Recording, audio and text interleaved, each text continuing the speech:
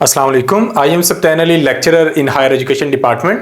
KPK के ईटा के रिटन टेस्ट की तैयारी के सिलसिले में एमके प्रिपरेशन के प्लेटफॉर्म से एक नए सेशन का आगाज 20 अप्रैल से होने जा रहा है। यह नया सेशन उन तमाम कैंडिडेट्स के लिए है जिनके पीएसटी और सीटी के टेस्ट की डेट अभी तक अनाउंस नहीं हुई और उनके पास 20 से 25 दिन है टेस्ट की तैयारी के लिए।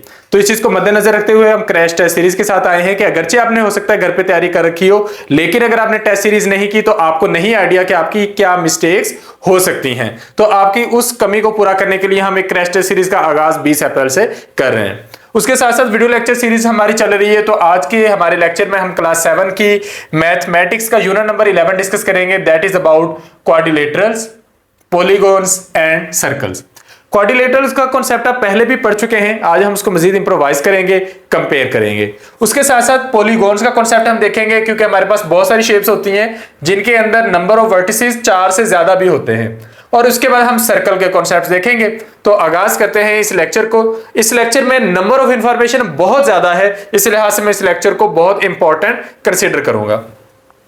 तो सबसे पहले है क्वाड्रिलेटरल्स एंड देयर प्रॉपर्टीज। तो क्वाड्रिलेटरल क्या है? क्वाड्रिलेटरल से मुराद कोई भी ऐसी शेप है जिसकी 4 साइड्स हो।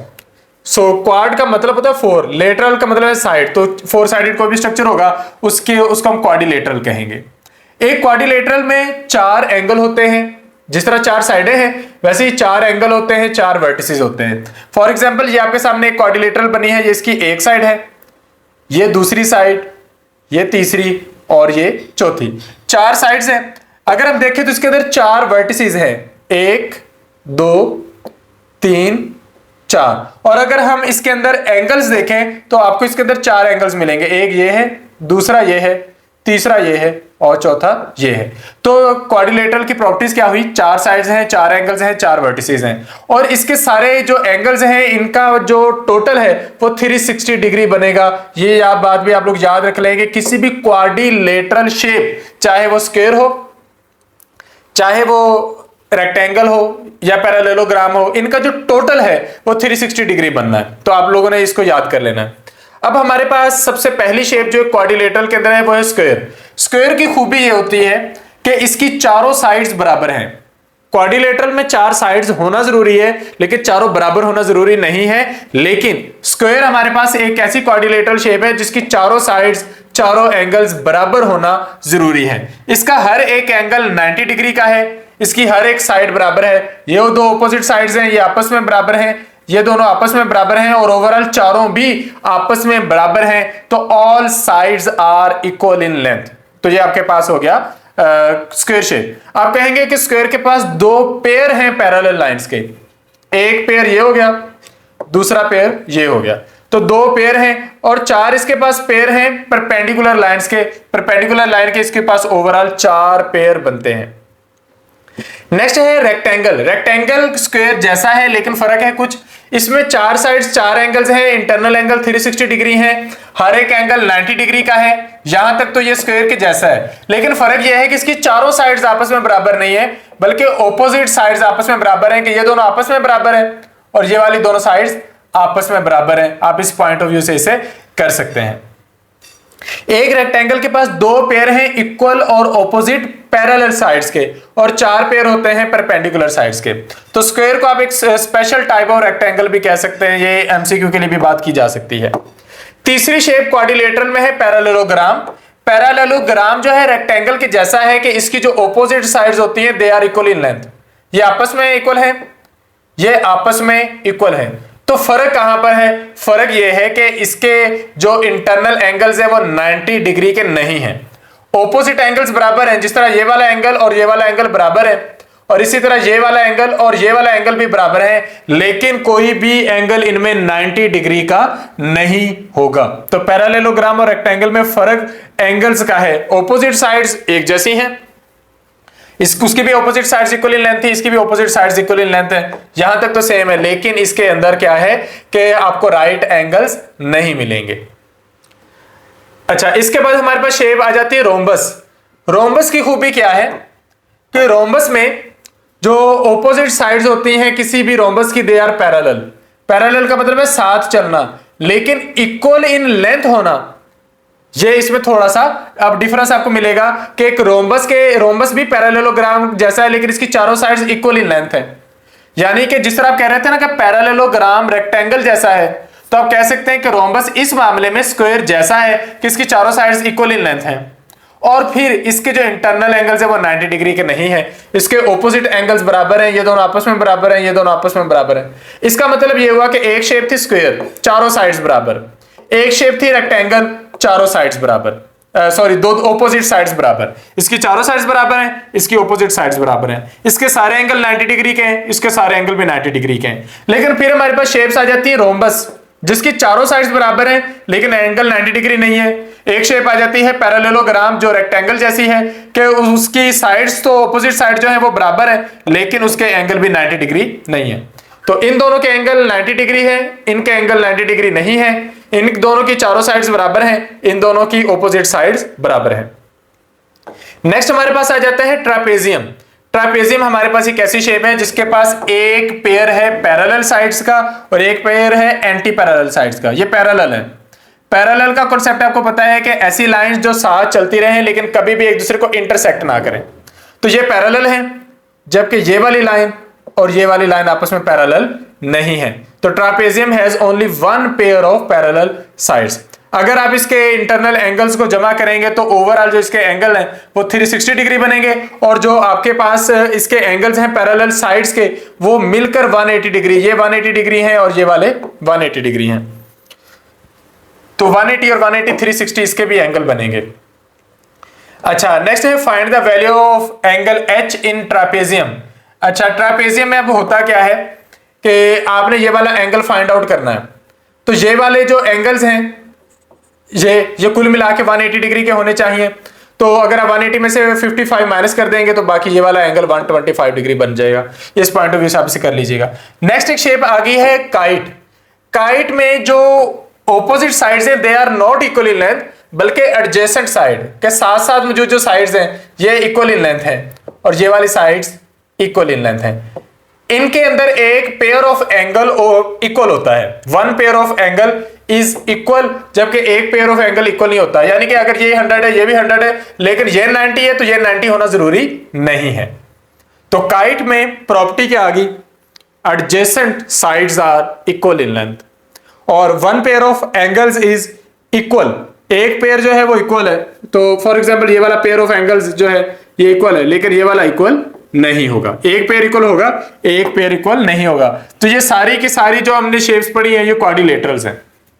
अब हम देखते हैं कि हर क्वाड्रिलेटरल के अंदर कितनी लाइंस ऑफ सिमेट्री होती हैं। तो स्क्वायर चूंकि हर तरफ से बराबर होता है तो इसके अंदर जो लाइंस ऑफ सिमेट्री है वो आपको 6 मिलेंगी।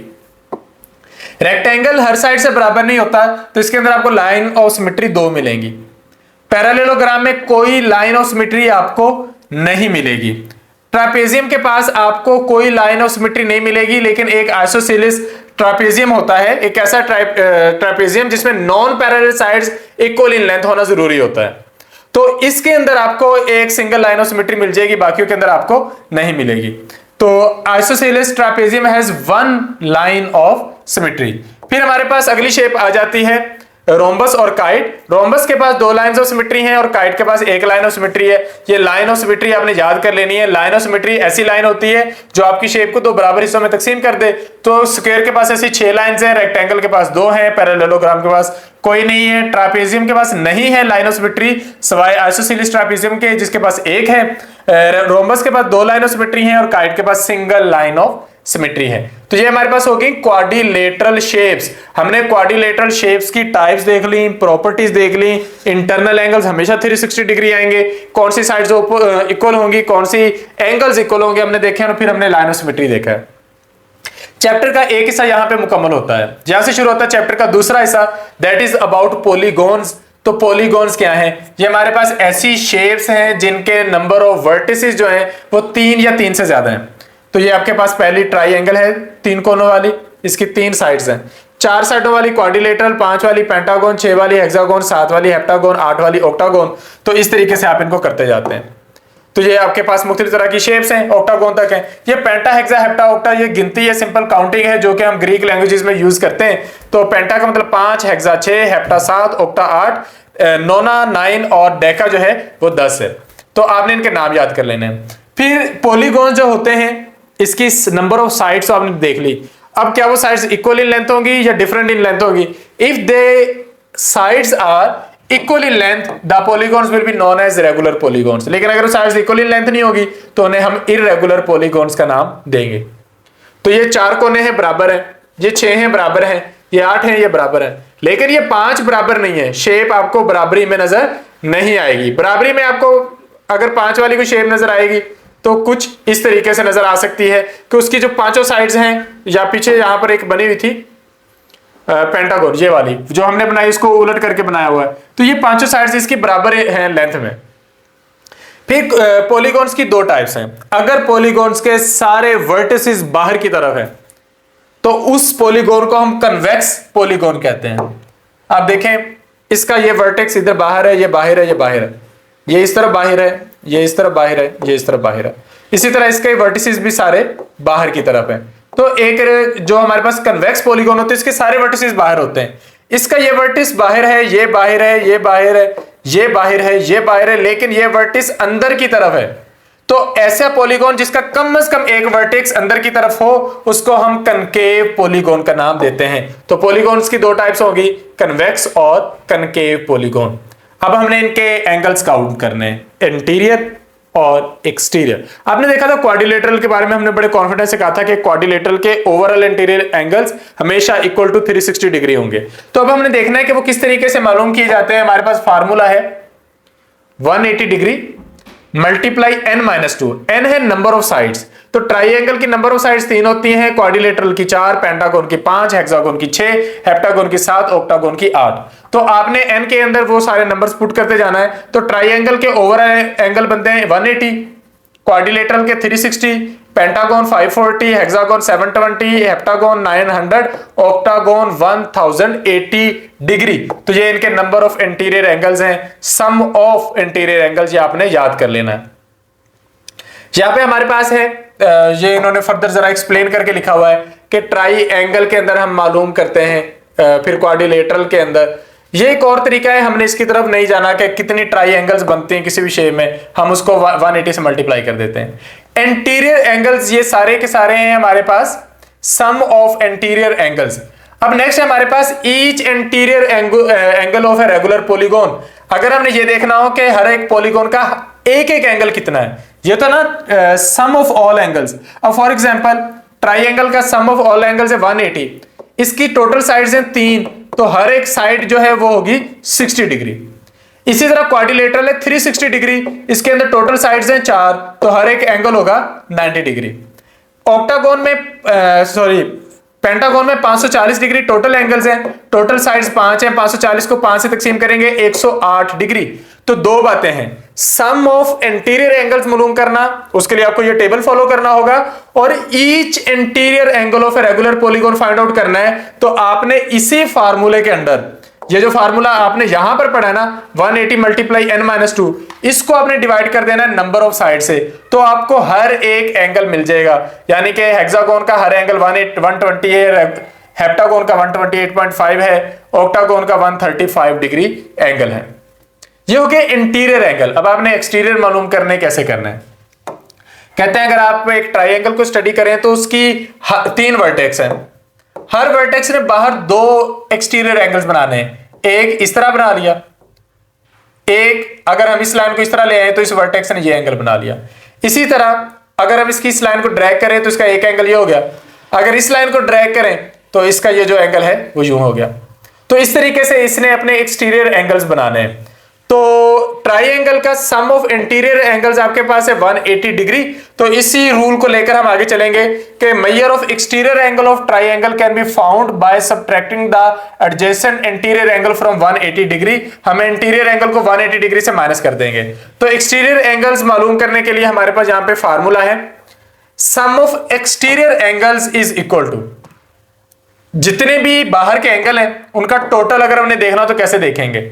उसके लिए हमारे पास फार्मूला है sum of interior and exterior angles of n sided polygon, जो आता है 180 को n से मल्टीप्लाई करने पर, और sum of interior angles of n sided polygon ये हमारे पास हमने जो मालूम किया वो आता है। फॉर एग्जांपल एक ट्राइएंगल के लिए आप ये मालूम करने लगे हैं तो कहते हैं कि एक सम ऑफ एक्सटीरियर एंगल्स आपको हमेशा 360 डिग्री मिलेगा। ये उन्होंने फाइंड आउट किया। ये आप इस तरीके से याद कर लें इंपॉर्टेंट एमसीक्यू के तौर पर कि सारे बाहर के एंगल किसी भी पॉलीगॉन के 360 होंगे।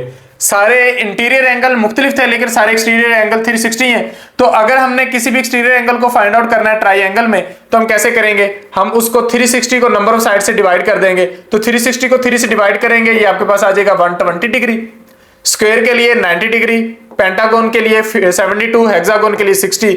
तो ये एक्सटीरियर एंगल्स आपके पास आ गए। इंटीरियर एंगल्स आपको ट्राइएंगल का हर एक एंगल 60 डिग्री का मिला था। हर एक इंटीरियर एंगल जो हमें स्क्वायर का मिला था वो 90 डिग्री मिला था। लेकिन यहां पर इसका इंटीरियर जो है एक्सटीरियर एंगल वो 120 है, इसका एक्सटीरियर भी 90 डिग्री है। तो आपने एक पेज लेना है, उस पे शेप्स के नाम लिख लेने हैं, उसके सामने उसके इंटीरियर एंगल्स, उसके सामने उसके एक्सटीरियर एंगल्स। तो दोनों तरीकों से आप कर सकेंगे।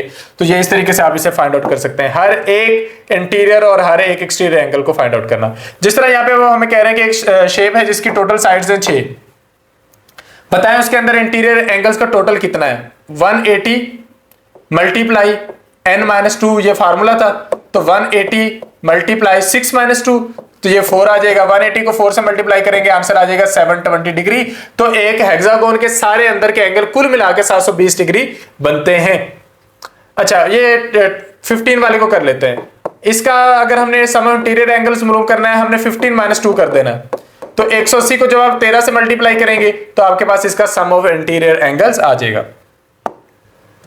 नेक्स्ट है कुछ question, find the measure of exterior angles of an 8 sided regular polygon. 8 sided का मतलब है कि वो शेप है ऑक्टागोन। ऑक्टागोन में आप 360 डिग्री को डिवाइड करोगे 8 से।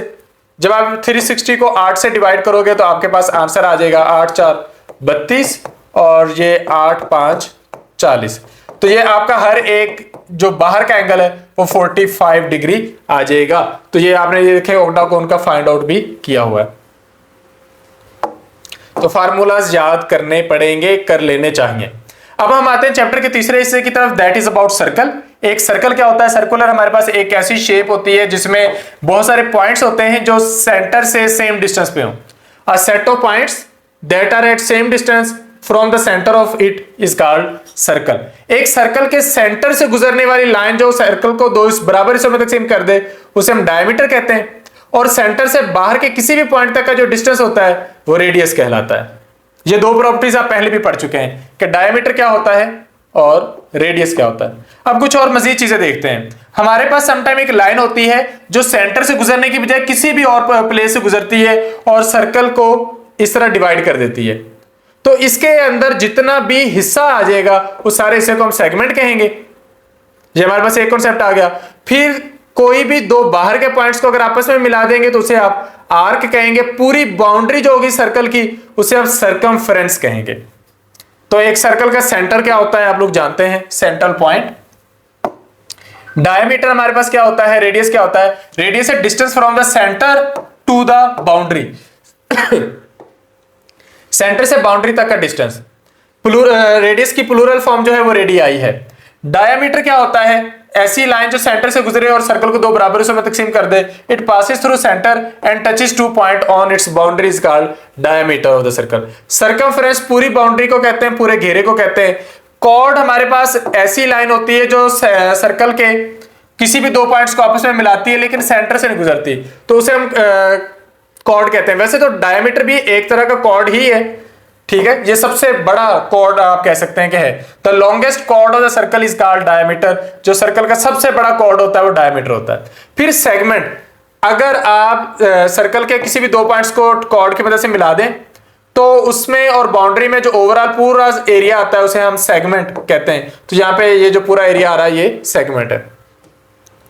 आर्क, बाउंड्री का कोई मखसूस हिस्सा, कोई से दो पॉइंट्स के दरमियान का हिस्सा आर्क कहलाता है। सेमी सर्कल, डायमीटर जो होता है सर्कल को दो बराबर हिस्सों में तकसीम करता है जिसे सेमी सर्कल कहते हैं। सेमी सर्कल के अंदर आपको दो एंगल्स मिलेंगे और वो दोनों एंगल्स आपको 90 डिग्री के मिलेंगे।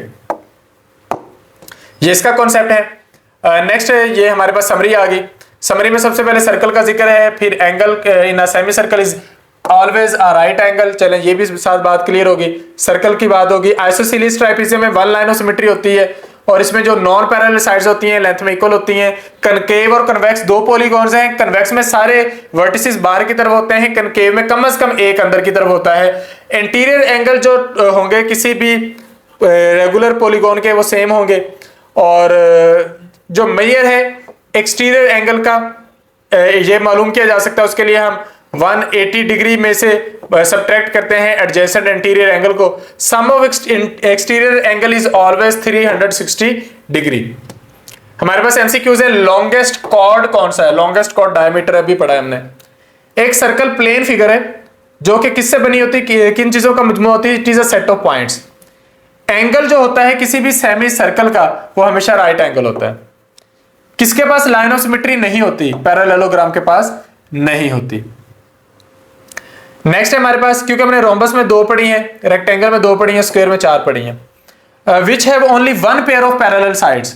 सिर्फ एक पेयर है पैरेलल साइड्स का, किसके पास? ट्रापेजियम के पास। नेक्स्ट है polygon that has no interior reflex angle is called. अब हमारे पास समटाइम ऐसे पॉलीगॉन होता है जिसके पास कोई इंटीरियर रिफ्लेक्स एंगल नहीं होता, यानी कि उसके अंदर का कोई भी एंगल 180 डिग्री से ज्यादा नहीं होता। तो जहां पर आपने कन्वेक्स और कनकेव एंगल का कॉन्सेप्ट पढ़ा है वहां पर इसका आंसर मौजूद है। ये देखें, हमारे पास था कन्वेक्स पॉलीगॉन। कन्वेक्स पॉलीगॉन में कोई भी रिफ्लेक्स एंगल नहीं होता। कनकेव के अंदर कम से कम एक रिफ्लेक्स एंगल होता है। तो आप इसको इस पॉइंट ऑफ व्यू से कर लेंगे। तो ये हमारे सारे एमसीक्यूज भी हो गए और यहां पर ये हमारा चैप्टर भी हो गया कंप्लीट। उम्मीद है आपको सारी चीजें समझ में आई होंगी। फिर भी अगर आपकी तरफ से कोई कंफ्यूजन हो, कोई क्वेश्चन हो, तो आप लोग कमेंट सेक्शन में पूछ सकते हैं, और हमारे नए सेशन का हिस्सा बनने के लिए डिस्क्रिप्शन में दिए गए नंबर्स पर रब्ता कर सकते हैं। Thank you.